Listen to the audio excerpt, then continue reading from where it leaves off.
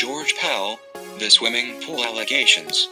One of the earliest complaints against Cardinal George Pell being investigated by Victoria Police goes back to the summer of 1978-79 when he was Episcopal Vicar for Education in the Ballarat diocese.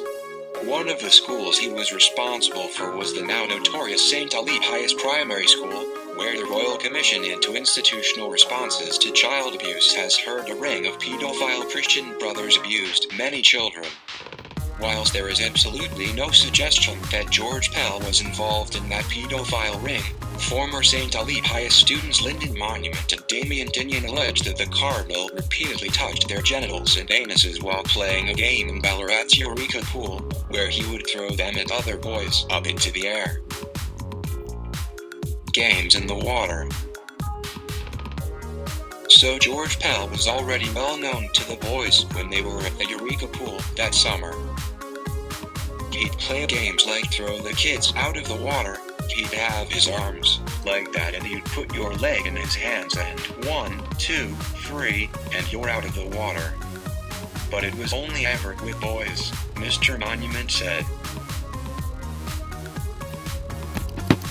In his police statement, Damian Dignan told police Father Pell was making me feel very uncomfortable when he was grabbing me on the penis and testicles and throwing me in the air.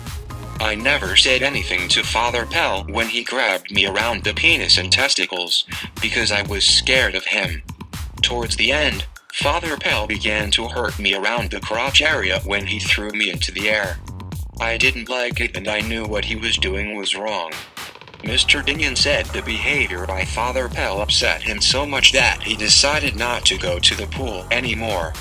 In late May, the Cardinal was advised by the Sando Task Force that there had been no change in the status of the investigation since a leak to the Herald Sun newspaper appeared in February. The statement said, 7.30 understands that the complaints have been referred to the Victorian Office of Public Prosecutions for advice. Whilst Mr. Monument and Mr. Dignan believe detectives are working hard on the case, they worry that even if police have a case that warrants charges, George Pell will never face his abusers because he will never return to Australia.